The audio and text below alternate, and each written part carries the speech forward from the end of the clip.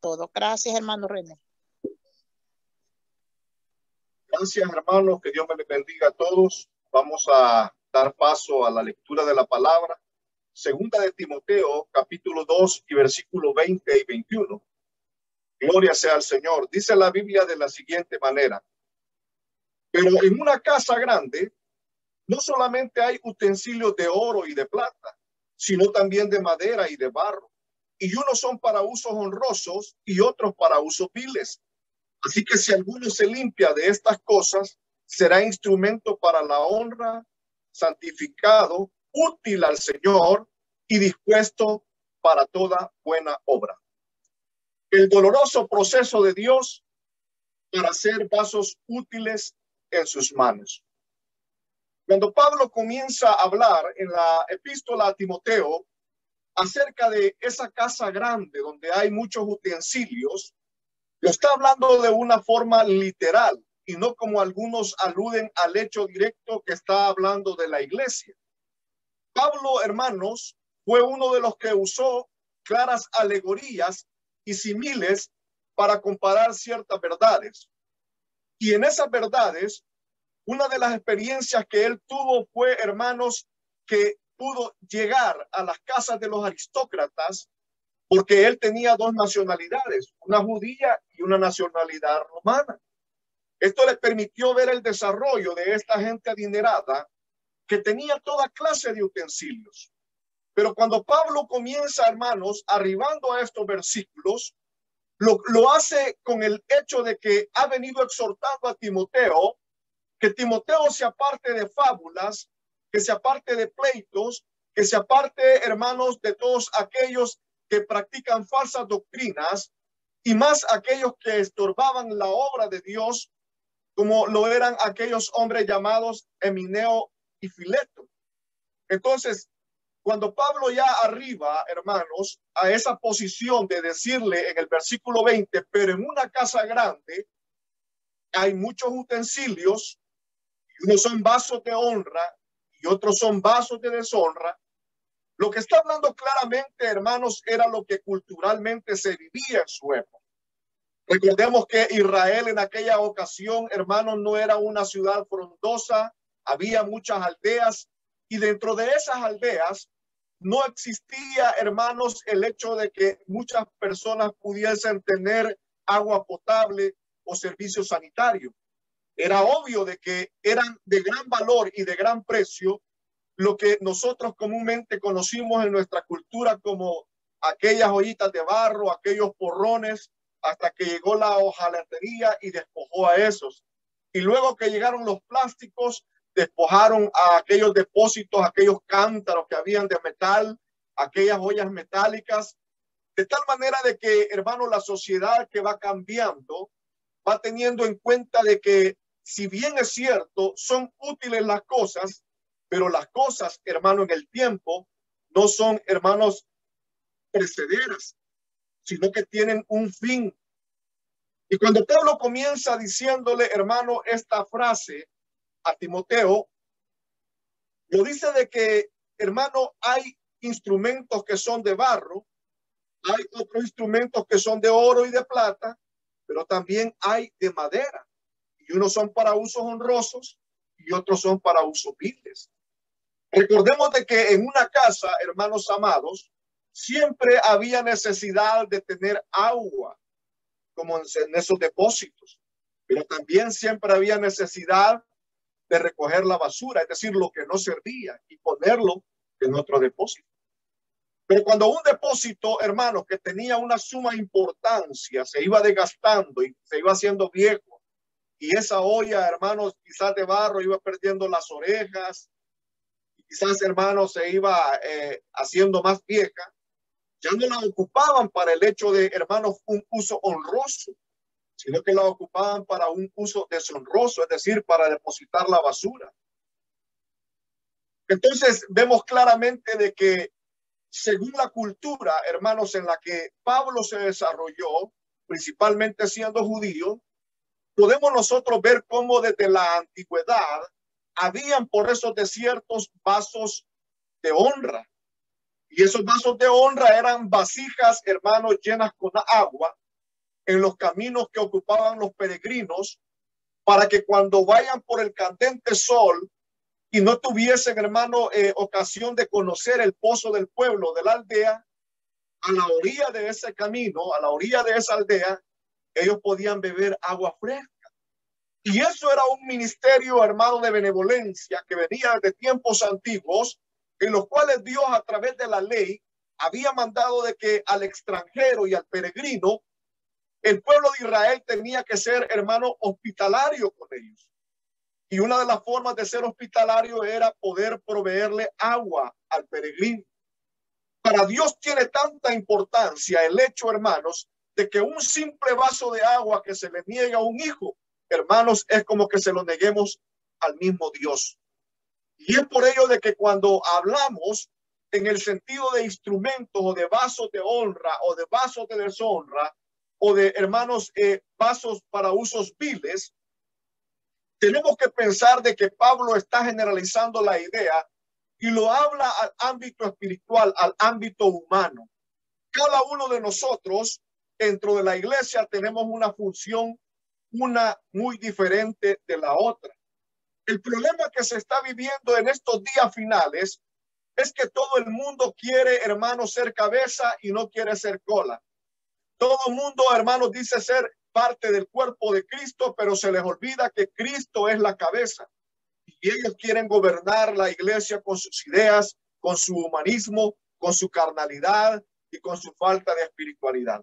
Pero bien, viendo en contexto todo esto, vemos cómo aún en el mismo templo en Jerusalén, hermanos, habían muchas bandejas grandes llenas de agua y que se ocupaban en muchas ocasiones para un ritual de purificación. Recordemos que esto era polvoso el camino, eran, hermanos, caminos escabrosos, no habían calles, hermanos, pavimentadas como lo hay hoy, y para ellos era de suma importancia la hospitalidad.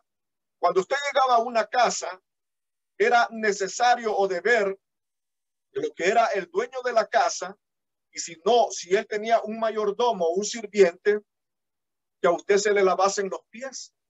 Y para eso, hermanos, era necesario tener agua. El agua, hermano, en la vasija de barro, tenía un significado tan connotativo, hermanos, en la que era la actividad judía de todos los días.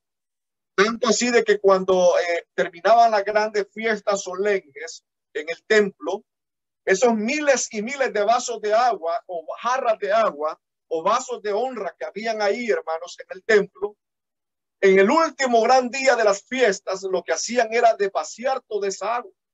Porque recordemos que las fiestas mayormente como la fiesta de la Pascua, la fiesta de los tabernáculos, duraban alrededor de 7 días. Era obvio de que el templo quedaba sucio, el templo quedaba, hermano, después de estar en esa gran algarabía, había que limpiarlo. La forma para limpiarlo era, hermanos, usando esa agua que ya no se utilizaba. Pero yo no quisiera, hermanos, hablar tanto de la utilidad de un vaso o de otro vaso o de la importancia, sino del proceso que llevaba para poder hacer una vasija en tiempos antiguos. Los procesos de parte de Dios a menudo son tediosos. A menudo son procesos, hermanos, que llevan dolor en el corazón, dolor en el alma, y que son procesos que muchas veces no llegamos a comprender humanamente. Y no lo llegamos a comprender, hermanos queridos, porque si Dios de antemano nos declarara qué es lo que en realidad Él va a hacer de nuestra vida, nosotros perdiéramos importancia en nuestra vida espiritual y dijésemos en nuestro corazón, bueno, de todas maneras yo ya sé lo que Dios va a hacer de mí. No tengo necesidad de buscar, no tengo necesidad de ayunar, no tengo necesidad de orar, no tengo necesidad de leer la Biblia, no tengo necesidad de humillarme delante de Dios en el ayuno y en la oración. Sin embargo, no es así. El tema que yo presentaba en esta tarde maravillosa, lo hago con alusión al hecho de que, hermanos, cada uno de nosotros vamos llevando pruebas y han sido pruebas que venimos arrastrando durante años. Pero si bien es cierto, las pruebas lo que hacen, hermanos, en nosotros, darnos la oportunidad de crecer, de desarrollarnos, darnos la estabilidad, hermanos, emocional, darnos temple, darnos templanza, esa templanza que necesitamos, darnos paciencia. Y todo eso, hermanos, es abonado al hecho de que en el desarrollo de la vida espiritual, Dios va a ocupar las pruebas para poder hacer que nosotros maduremos en la fe. Pero no solo que maduremos, sino que sepamos que como hijos de Dios, somos como barro en las manos del alfarero. ¿Y por qué razón, hermanos, somos barro en las manos del alfarero? Si usted va conmigo, yo solo voy a parafasear versículos nada más, porque mi vista la ando bien mal. Pero allá por la carta a Romanos, en el capítulo 9 y versículo 20, dice la palabra de esta manera. Pues tú, hombre, ¿quién eres para que alterques con Dios? Pues dirá el vaso de barro al que le formó, ¿por qué me hiciste así? ¿Acaso no tiene potestad el alfarero sobre el barro para, hermanos, tomar de esa misma masa y formar un vaso para honra y otro para deshonra? ¿O no sabéis, hermanos queridos, dice el apóstol Pablo, que Dios, para mostrar su excelsa gracia y su poder y su señorío, soportó con paciencia los vasos de ira que estaban predestinados para condenación? Por lo menos ahí se habla de vaso de honra, vaso de deshonra y se habla de vaso de ira. Son tres cosas muy diferentes. Cuando nosotros hablamos de vasos de deshonra, son aquellos instrumentos que se usaban dentro de una casa para poder incluso, hermano, depositar las necesidades fisiológicas de una persona. Lo que aquí conocíamos, hermano, en buen salvadoreño como una nica o algo así. ¿Por qué razón? Porque en aquella época no existía, como les digo, que las personas pudiesen tener, hermano, su baño, así como lo tenemos nosotros. No habían drenajes, no había nada de eso. Solo Roma había alcanzado el privilegio de poder tener baños públicos, a los cuales, hermano, la gente iba y podía hacer sus necesidades y podía ir a lavar a sus baños públicos. Sin embargo, vemos un aspecto muy importante, que cuando nosotros vemos que alguien es un vaso de deshonra es todo aquel tipo de personas que son salvas, que están dentro de la iglesia, que son serviciales al ministerio, pero que por un propósito, hermanos, al cual Dios les permite llegar así debajo, muchas veces se llenan de suciedad y todos los días están recogiendo suciedad. Es el tipo de personas, hermanos queridos, que luego, en vez de retener la gloria de Dios y de su espíritu, muchas veces andan metidos en problemas, en chismes, en calumnias, y este tipo de cosas las van, hermanos, divulgando con otros hermanos dentro de la iglesia. Y es por eso que se les llama vasos de deshonra, porque han, hermano, expuesto su vida espiritual ya no para Dios, para que Dios termine de moldearlos y de hacer de ellos, hermanos, un instrumento útil, sino que se han vuelto inútiles. Pero quiero decirle algo, hermano querido, para Dios no hay nadie inútil, puesto que es necesario que el trigo y la cizaña crezcan juntamente. Y Pablo dice, hermano, en una de sus cartas, es necesario que entre vosotros haya pleitos y disensiones para que se sepa quiénes son aprobados por Dios. Aquel que es aprobado por Dios como un vaso útil va a ser una persona que también va a llegar a experimentar ser un vaso de misericordia, una persona que lleva palabras de aliento, una persona que retiene en sí la gloria de Dios, que se ha humillado, que ha buscado de Dios exhaustivamente y que es una persona amable, apacible, benigna, benévola, y que es una persona que soporta críticas, soporta humillaciones, porque sabe que Dios le ha preparado, hermanos, en un largo proceso de años en los cuales ha venido teniendo que sufrir, hermanos queridos, a un escarnio dentro de la misma iglesia. Ha venido sufriendo dentro de la misma familia desprecio por el hecho de servirle a Dios. Y durante todo ese tiempo de prueba, Dios le ha dado la fortaleza, la firmeza, la paciencia para poder llegar a ser un vaso útil en las manos de Dios. Es allí donde nace el celo de muchos hermanos y me lleva mucho la atención el caso de hermanos María y el caso de Aarón. Ellos dijeron una palabra que a Dios le disgustó cuando ellos dijeron, solamente por Moisés habla el Señor y no habla por nosotros. A Dios le disgustó tanto, hermanos, que les cayó lepra, porque la lepra, hermanos, estaba representada para los hijos de desobediencia y marcaba claramente, hermanos, la actividad que el pecado podía llegar a tener en cada uno de nosotros. Me llama mucho la atención cuando Jeremías, en el capítulo 18, desde el 1 al 6, dice la Biblia que fue llevado por Dios y el Señor le mostró que fuese a la casa del alfarero. Y cuando él estaba en la casa del alfarero, él vio como el alfarero, hermanos, sobre la rueda ponía el barro y comenzaba a hacer su obra y a girarla y comenzaba a tallar aquella jarra, pero en un momento, hermanos, viene y la vuelve a deshacer y la vuelve a hacer. A Jeremías, hermano, inquietó esto. Y le inquietó de tal manera, hermanos, que él humanamente se conmovió en su corazón. Porque aparentemente para nosotros como seres humanos, nosotros podríamos llegar a decir, pero ese hermano es perfecto. Ese hermano no comete errores. Ese hermano es un hermano que es poderoso en Dios. Es un hermano que, hermano, tiene la facilidad de poder, hermano, servirle a Dios. Pero hermano, veamos un aspecto muy importante de que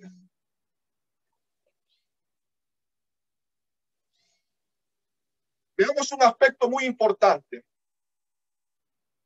que Dios, hermano, siempre ha tenido un plan para con la humanidad, principalmente para con aquellos que somos llamados hijos de Dios. Y eso se cumple, hermano, desde el hecho que Dios crea al hombre. Cuando Dios crea todas las cosas, dijo, hágase el universo, hágase los cielos, hágase las estrellas, y todo fue formado. Pero cuando Dios formó al hombre, tomó barro de la tierra, lo formó de tal manera, a imagen suya lo formó, y dice la Biblia que sopló aliento de Dios. Es el Ruach Kodesh, sopló y le dio vida. En ninguna otra creación dice la Biblia que Dios usara sus manos para poder crear algo, sino solamente en nuestra vida.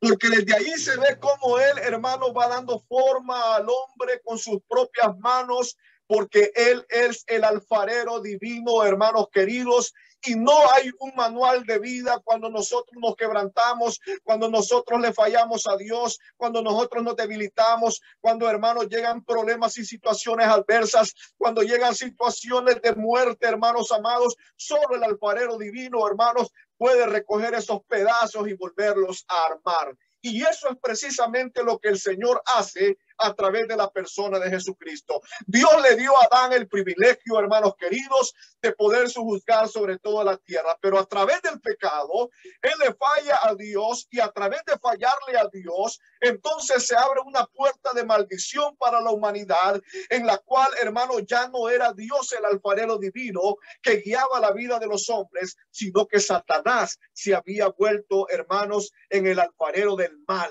que destruía, que deformaba, que hacía que aquel hombre que era perfecto fuera imperfecto, que aquel hombre que era santo fuese ahora un hombre pecador, blasfemo, un hombre, hermanos, idólatra, un hombre, hermanos, amador del vino, un hombre, hermanos, que tenía en sí el poder de deshonrar a Dios. Eso es lo que ha venido haciendo, hermanos, Satanás durante todo este tiempo. Pero vemos cómo a Jeremías el Señor le dice, hermanos, como barro en las manos del alfarero, así es mi pueblo. Y retomamos esas mismas palabras que recoge Pablo en la epístola a Romanos, donde ya les he leído en el capítulo 9 y versículo 20. ¿Tendrá potestad el barro de decirle al alfarero, ¿por qué me formaste así? No tiene potestad.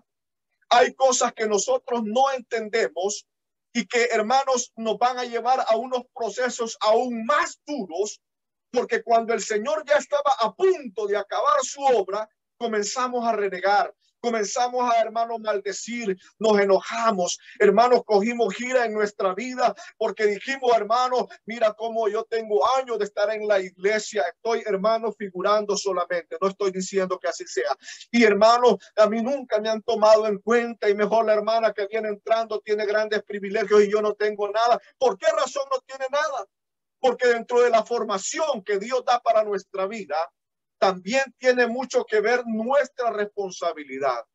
Y esa responsabilidad está marcada en la actitud que yo tenga para con Dios.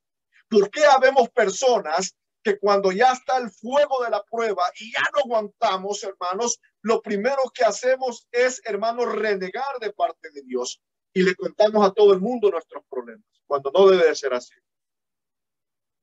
La gente lo que va a hacer solamente es criticar. La gente solamente, hermanos, lo que va a hacer es criticar tu causa, pero no te va a ayudar.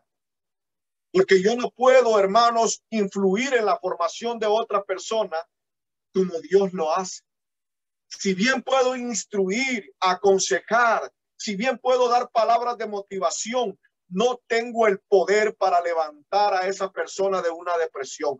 No tengo el poder para levantar de la misma muerte a esa persona, ni el hálito de vida para poder, hermano, decirle a ese hermano, recibe en el nombre de Dios fuerzas como las del búfalo, porque solamente Dios las da. Vemos el caso de Job. Job, hermano, fue pasando por diferentes pruebas y dentro de esas pruebas que Job fue viviendo, llegó un momento en el cual, hermano, sus queridos amigos más íntimos le decían, mira cómo estás, por pecador estás así, arrepiéntete. Mira cómo te tiene la situación, cuando, hermanos, no era así. Y yo quiero ver tres aspectos muy importantes aquí en esto que estamos desarrollando. Y una es, hermano, que tenemos que ser sabios cuando viene la prueba de parte de Dios para bendición y edificación de nuestra vida. Cuando viene la prueba que Satanás trae, la tentación, hermanos, y cuando estamos padeciendo a causa de nuestra desobediencia. Son tres cosas muy importantes que tenemos que saber, porque cuando nosotros juzgamos a otra persona, lo que estamos haciendo prácticamente es no ser vasos de misericordia o vasos de honra, sino vasos de deshonra. ¿Por qué, hermanos queridos? Porque si aquel que es una jarra de barro que se ha quebrado, ya no tiene orejas, está rajada, yo quiero, hermanos, por mis señalamientos, por juzgarlo a él, hacer algo en su vida, lo que estoy haciendo es destruirlo más. Yo no creo en eso de las críticas constructivas. Eso no existe, hermano, en la vida de los hombres. La única crítica constructiva está en la palabra de Dios. Y cuando la palabra de Dios nos habla, es para no, hermanos, destruirnos, sino para darnos la oportunidad de crecer y ser edificados. Es por ello que me llama mucho la atención el hecho, hermanos, de que cuando Dios iba a usar no solamente a Daniel y habían ido a la cautividad, allá por el capítulo 3 de Daniel, si bien recuerdo, ahí por el versículo 17, se habla de que Misael, Azarías y Ananías fueron puestos delante de la imagen de oro que había levantado Nabucodonosor. Y este le dice estas palabras: no se hable más de este asunto, oh rey. El Dios nuestro a quien servimos puede librarnos del horno de fuego. Pero yo quiero decirle algo, hermano querido. Esa es una mala interpretación. Dios no los libró del horno de fuego, porque ellos fueron a parar al horno de fuego, sino que se está cumpliendo aquella palabra que, hermano, se refiere en Isaías 43. Y cuando pases por las aguas, no te anegarás. Y cuando pases por el fuego, no te quemarás. Hermano, lo que está hablando es de que no te va a librar Dios de la prueba, no te va a librar Dios de la tentación, no te va a librar de la persecución, te va a dar fuerzas para sobrepasarla. Te va a dar una fuerza sobrenatural para poder pasarla. Entonces vemos cómo es importante, hermanos queridos, hermanos amados, el hecho de que cuando uno de nosotros está siendo quebrantado, no podemos juzgar porque no sabemos si es una amonestación del Señor, porque somos pecadores, porque somos necios, porque le hemos fallado al Señor. Dos, porque estamos pasando una prueba de parte del Señor, hermanos queridos, Y esa prueba va a traer, hermanos, beneficios para nuestra vida. No podemos, hermanos, hacer eso. Por eso Pablo decía, hermanos, claramente, una cosa es como Dios me juzga, otra es como yo me juzgo y otra es como, hermano, la iglesia me juzga a mí. Pero en la causa que nosotros vivimos o en el proceso que vamos teniendo de parte de Dios, hay procesos que son dolorosos y unos procesos que son más dolorosos que otros. De hecho, hermano, cuando yo refería a esta palabra, también, hermano, Daniel pasó un proceso que fue, hermano, de 70 años en 3 diferentes imperios. Pero allá por el capítulo 11, versículo 35, Dios le dice a Daniel una palabra y que él, hermano, iba a pasar por el fuego de la prueba a los príncipes, a los sabios, a los entendidos del pueblo de Israel. Y es que, hermano, cuando Dios te va a usar y va a hacer de ti un instrumento para su gloria, vas a pasar momentos en los cuales no vas a ver, hermano, respuesta para la dificultad que estás pasando. No va a haber una respuesta clara para la dificultad porque esa respuesta solamente la tenemos en Dios. Y es que a veces el dolor, hermanos, que llega a nuestra vida es para, hermano, medicina de nuestra alma. Una de las grandes cosas que a mí me admira, hermanos queridos, es los procesos que llevaban esas cerámicas antiguas, principalmente desde la época de los persas. Hay en museos de Londres, en museos, hermanos, de Egipto, en museos de aún de Estados Unidos, destellos de toda esa gloria de cómo ellos trabajaban la cerámica. Y yo, como les dije al principio, quiero enfocarme más en el proceso que lleva, hermanos, el poder moldear los barros, porque Dios es especialista para poder moldear los barros. Nadie más que Él, porque Él formó al hombre del polvo de la tierra. Y un día vamos a volver al polvo. ¿Para qué? Para que cuando hayamos deshecho nuestro cuerpo en el polvo, Él, hermano, ya esté trabajando para el día de la resurrección. Él, hermano, ya tiene preparado un cuerpo glorificado, semejante al que la gloria de Él. No se preocupe, hermano, porque en el reino de Dios no van a haber mancos, cojos, ni chocos, ni enfermedades, porque Dios nos va a dar un cuerpo sobrenatural. Ese cuerpo que se degradaba por el pecado, ese muñeco de barro que parecía inútil, que parecía, hermanos, indefectuoso, ya no va a haber tal cosa, porque dice la Biblia, hermanos, que aún Él nos va a dar un nuevo nombre. Pero yendo, hermanos, al hecho de poder agregar en esas dinastías un poco de la historia, me llama mucho la atención cómo, hermanos, esas jarras que existen hasta el día de hoy y que los millonarios tienen en colecciones de la dinastía Ming y de la dinastía Tang, dinastías que se levantaron, hermanos, allá por el siglo XVI, XV y XVI, pero que son jarras que tienen un gran valor. Pero yo me preguntaba, ¿y por qué tienen un gran valor esas jarras? ¿Por qué tienen un gran valor? Y yo estaba viendo, hermanos, porque me gusta la arqueología, la calidad de dibujo que tienen. Yo creo que ni con la tecnología que hay hoy las podrían hacer de igual forma, hermano. Pasaron más de 1000 años que los chinos no les pudieron copiar qué es lo que hacían tan grandes cosas con esa cerámica. Y ellos por medio de esa cerámica conquistaron el mundo. Se metieron al mercado mundial por medio de lo que ahora se conoce como la porcelana china. Solamente hasta los años 1800 en Europa se pudo copiar el proceso para poder hacer, hermanos, que estos elementos fueran duraderos. Y hay destellos de hace miles de años en los cuales han hallado vasijas de barras quebradas por los terremotos, pero que han estado ahí intactas, los mismos colores, los mismos dibujos de hace miles de años. ¿Por qué? Porque llevaron un proceso, hermanos queridos, que fue un proceso no muy fácil. Pero ¿en qué estaba, hermanos, el hecho de que duraran tanto esas cosas?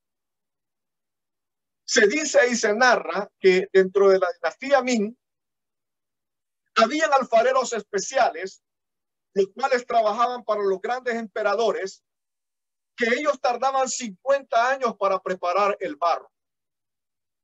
Lo sacaban, lo desmenuzaban, lo hacían lodo, Luego que lo hacían lodo, lo volvían a secar. Luego lo zarandeaban. Luego lo exponían al calor, a la temperatura del sol. Luego lo exponían al sol en verano, al frío, a las altas temperaturas. Y así llevaba ese proceso años y años y años. Nosotros queremos metas para sí. Para una semana queremos que Dios nos responda. Y a veces creemos, hermanos, que Dios ya se olvidó de nosotros. Y a veces creemos, hermanos, que el proceso de Dios para nosotros ya no tiene ningún sentido, porque, hermanos, hemos perdido la fe, hemos perdido la paciencia. Y a veces, hermanos, demostramos delante de la iglesia una fortaleza, pero Dios sabe que en el rincón de nuestra casa hemos llorado lágrimas, diciéndole: Señor, ¿por qué a mí? ¿Por qué esta situación? Y yo quiero poner un ejemplo ficticio. Oiga, esta es una parábola que Dios me va a dar aquí. Un hombre llamado José, que se fue para los Estados Unidos a radicar a Los Ángeles. Se fue con su esposa y sus 4 hijos, 2 adolescentes y 2 muchachas niñas de 7 y 9 años. Se instaló, comenzó a buscar trabajo, pero no hallaba trabajo. El dinero les comenzó a escasear a tal grado de que solo conseguía trabajo alguna vez a la semana o 2 veces. Y comenzaron a sentir la preocupación de no tener comida. Y comenzaron a tener la preocupación de no tener dinero. Y aquel hombre, hermanos, era cristiano, hijo de Dios, y decía en su corazón: Padre, ¿por qué me abandonas? Señor, si yo necesito este trabajo. Y en una ocasión él se va para el Parque MacArthur. Y allá en el Parque MacArthur ve a otra gente que estaba necesitada igual a él. Y él se puso con su mochila, hermanos. Sabía que no podía volver a su casa sin un 5. Sabía que él llevaba, hermanos, las últimas monedas para tomarse un café por la mañana y un pedazo de pan, sin, hermanos, poder almorzar. Y aquel hombre iba con la fe esperando de que Dios le diera un trabajo. Y llegó uno de una troca y contrató a otros y a otros. Y pasaron las 9 y pasó la 1. Y aquel hombre comenzó a desesperarse. Y ya antes de ser las 3, hermanos, aquel hombre, hermanos, comenzaba a llorar en su corazón, porque sabía, hermanos, que aún de su propio apartamento lo iban a sacar. Sabía que no tenía para pagar la colegiatura. Sabía, hermanos, que estaban en una situación paupérrima. Pero quiero decirle algo: a pesar de todo lo que estaba viviendo ese hombre estaba en la rueda de Dios. Tú, si estás pasando una prueba, igual estás en la rueda de Dios. Dios está moldeando tu vida. ¿Acaso puede el vaso de barro decir al alfarero: ¿por qué me hiciste así? Hasta que, hermanos, a la última hora llegó un hombre de una troca y lo contrató. Y solo lo contrató para ir a bajar algunas cosas pesadas. Pero, hermanos, lo tremendo de todo es que muchos se enojaron, porque, hermanos, a la hora de pagarles, les pagó, hermanos, igual. Y Dios, hermanos, le hizo a aquel hombre una recompensa, que le pagaran igual como si hubiese trabajado todo el día. ¿Acaso no está escrito en la palabra, hermanos, que Dios, hermanos, a los que llegaron a primera, segunda y tercera hora y de último, les pagó igual? Porque, hermanos, Dios tiene cuidado de nuestra vida. Solamente son procesos de Dios para poder, hermanos, aportar crecimiento a nosotros. Yo no voy a hacer largo este mensaje, hermanos queridos. Yo no lo voy a hacer largo, porque quiero, hermanos, quiero que cuando terminemos este mensaje, uno de ustedes va a cantar una alabanza. Y la va a cantar, hermano, con todo su corazón. Y lo creo. Y yo creo, hermanos, que cuando Dios nos ha llamado a un proceso, es porque Él quiere, hermanos, hacer de nosotros grandes instrumentos en sus manos. Muchos quizás estamos anhelando ser un comal, un pichel, un porrón, como decimos aquí, pero Dios quiere que seas una jarra útil. Cuando tú llegas a la iglesia, hermano, y ves aquel gran florero bien hermoso, lleno de flores, ¿tú crees que ese florero no tiene una gran importancia, hermano? Claro que tiene una gran importancia, porque esas flores son para el Señor. Cuando ves ese púlpito, hermano, allí han llorado los ministros, años han llorado detrás de ese púlpito. Eso tiene una gran importancia. Pero también tiene una gran importancia, hermano, esa escobita que sirve para barrer, ese paño que está ahí para limpiar las banquitas. ¿Podrá el vaso de barro decir al alfarero: ¿por qué me hiciste así?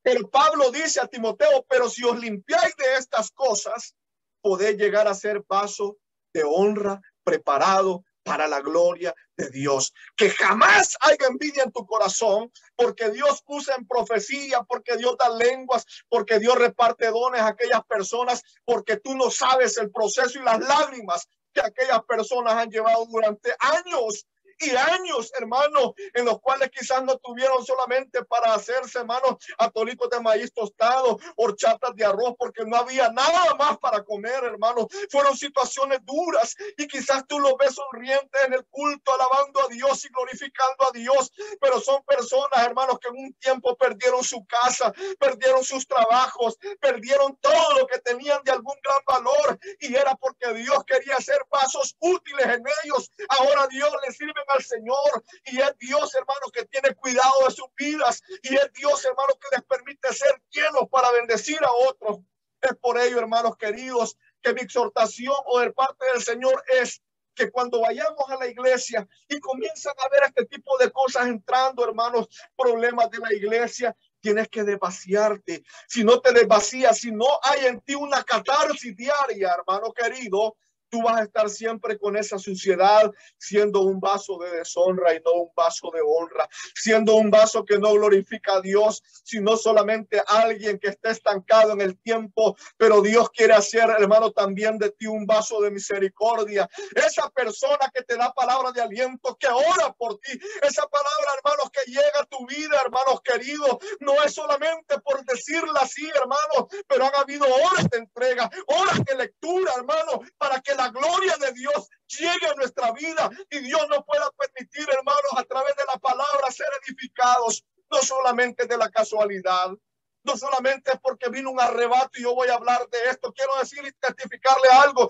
Yo no iba a hablar de este tema, pero hubo una alabanza que me quebró en esta mañana, hermanos, y la alabanza dice: pero en el proceso te voy a hacer llorar, porque en un vaso nuevo te voy a transformar.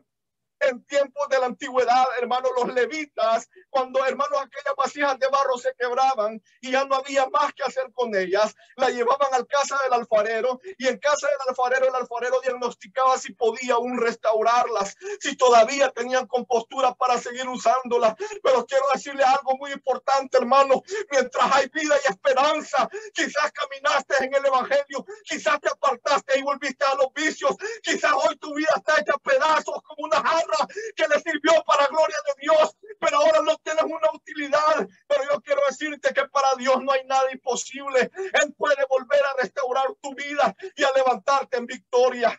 En el capítulo, hermanos, que leíamos de Jeremías, pero avanzando al capítulo 19, en el versículo 11, la Biblia le dice a Jeremías, hermanos, el Señor hablando: dile a este pueblo, dile a esta ciudad, dile a esta nación, que como vasijas que se quiebren 1000 pedazos y ya no tiene reparación, así haré yo con ellos, y tendrán su lugar y de habitación, y tiraréis los pedazos ahí en Tofet. Y sabe, hermano, Tofet, oiga bien, grábese esto: Tofet era un lugar al sur del valle de Ainón, hermanos. Un lugar que era un basurero espiritual y un basurero público, hermanos, en las afueras de Jerusalén. El lugar donde se le adoraba a Moloch, donde, hermanos, los amorreos aventaban.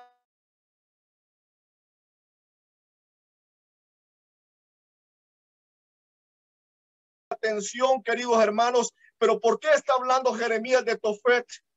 Y que solamente ahí iban a poder ser tirados los pedazos de esas vasijas que ya no servían. Les voy a declarar un secreto, hermanos, que no se lo declaro a cualquiera, porque son raíces pipiles muy nuestras. Pero en la antigüedad, cuando alguien se hería y no había ese alcohol que usamos hoy y ese jabón yodado y todas esas cosas, los antiguos lo que hacían era, hermanos, que lavaban con hierbas esa herida, y de la tierra sacaban lombrices, y esas lombrices, hermanos, las exprimían y le sacaban la sangre. Y eso, hermanos, se lo ponían donde estaba la herida. No hay cosa mejor que eso para sanar las heridas. Pero oigan lo que voy a aplicar acá. Cuando el Señor llama, hermanos, a los 12, dentro de los 12, la palabra del Señor dice que estaba Judas. ¿Y Judas fue un vaso de honra, sí o no? fue un vaso de oro, pero luego se volvió en un vaso de deshonra. Pero lo que me llama mucho la atención es que este hombre, cuando él vende al Señor, hermanos, por las monedas de plata, por el dinero, y lo entrega, dice la Biblia de que del dinero que él recibió, compró una propiedad. Y la propiedad la compró, hermanos, en un lugar llamado Aceldama, que es campo de sangre. Y ese, hermanos, lugar corresponde literalmente al despeñadero que estaba en los días de Jeremías, de Tofet, que era al sur del valle de Ainón. Y cuando él, hermano, óigame bien, y cuando él compra esa propiedad, lo que hace es, para poder inaugurarla, colgar un lazo a la orilla y se ahorca. Eso lo puede leer usted si usted gusta en el libro de los Hechos, capítulo 1 y versículo 18. Ahí está. Y cuando él se trata de ahorcar, aún la misma muerte lo rechazaba porque tenía que cumplirse una profecía. Se reventó el lazo, dice la palabra. Y cuando él cayó por el despeñadero, se hizo pedazos.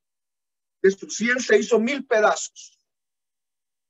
¿Acaso no es lo mismo que está hablando Jeremías en el capítulo 19 y versículo 11, hermanos? ¿Acaso Dios no podía, hermanos, restaurar la vida de Judas? Sí podía, pero no quiso. Y hay personas que están dentro de la iglesia, nuestros hogares, que no se han querido dejar moldear por Dios, en los cuales ya no vamos a poder hacer nada, los vamos a ver perderse, hermanos. Y ahí donde se despedazaban esos tiestos, donde los levitas llegaban y arrojaban esos vasos que ya no servían, hermanos, venían los leprosos a recoger los pedazos y eso ocupaban para rascarse, porque cerca de ahí estaba un lugar de leprosos, hermanos. Solamente para eso servían ya. Por eso dice la Biblia: Padre, te alabo y te doy gracias porque escondiste estas cosas de los sabios y los entendidos y las has revelado a los más niños, Padre, a los más pequeños. Sí, Padre, porque así te agradó, dice la palabra. Y óigame algo muy importante, hermanos queridos. Padre, dentro de la iglesia que se va a perder, que van a ser jarras que ya no van a tener, hermanos, ningún valor, ningún precio, porque están quebradas, porque nunca se quisieron, hermanos, dejar de moldear por Dios, porque no aceptaron el yugo de Dios, porque no dejaron que la mano de Dios obrara en sus vidas. Aleluya. Y es por eso, hermanos, que la palabra dice: Señor, esta es tu voluntad, que de todos los que me diste no pierda ninguno, sino excepto el hijo de perdición. Y el hijo de perdición, hermano, está hablando de los vasos de ira, esa generación que se perdió en el año 70, que menospreciaron al Mesías, llamaron su religión, su credo, sus costumbres, llamaron su templo, pero se olvidaron que el alfarero divino, hermano, vino a esta tierra y muy pocos le hicieron honores, muy pocos le hicieron reverencia, muy pocos reconocieron, hermanos, que él era el único que podía cambiar y transformar la vida de los hombres. Por eso, hermanos, dice la palabra del Señor: de manera que si alguno está en Cristo Jesús, es una nueva criatura. Las cosas viejas pasaron y aquí todas son hechas nuevas para la gloria de Dios. No voy a alargar este tema, sino voy a finalizar diciéndote esto, hermano. Si queremos ser vasijas de honra, hermanos queridos, debemos limpiarnos. Debemos limpiarnos cada día y despojarnos, hacer una catarsis y decirle: Señor, yo ya no puedo con esto, Padre. Mira cómo me he contaminado, Señor. He fallado, Señor, he renegado, Padre, de la prueba que estoy viviendo, Señor. Mira, Padre, estoy a punto de perder mi casa, a punto de perder mi apartamento, Señor, pero no comprendo, hermanos, por qué esta prueba tan intensa. No comprendo por qué esta prueba tan intensa. Porque el barro, para que llegue a tener una firmeza y solidez, hermano, en esos hornos antiguos eran calentados a más de 1300 grados. Quizás, hermano, tú todavía estás a 500 grados, yo quizás todavía a 400, y necesitamos, hermano, más fuego de Dios para poder soportar todo lo terrible que viene a esta tierra, hermanos queridos. Oh Padre Celestial, te alabo y te doy gracias, Señor amado, porque tuya es la gloria, Señor, porque tú nos formaste, Señor, y no nosotros a nosotros mismos, pueblo suyo tomos y ovejas de tu prado, Señor. Gracias, Señor, porque tú haces una obra gloriosa, Señor. Lo que se echó a perder desde Adán, Señor. Ese barro que no servía, que era impuro, un barro que era pecador, Señor. Tú cuando moriste en la cruz del Calvario resucitaste a una nueva vida. Nosotros hemos resucitado a una nueva vida, Señor. Somos barro nuevo delante de ti, Señor. Te alabamos. Yo quisiera que cantaran esa alabanza que cantaron en la mañana, pero en el proceso te voy a hacer llorar, dice la palabra. En el proceso Dios te va a hacer llorar, me va a hacer llorar a mí, hermano, pero todo es para bien, para que la gloria de Dios se glorifique en tu vida. Alabe al Señor con esa alabanza, hermano. Y yo hasta aquí dejo mi participación. Que Dios me le bendiga.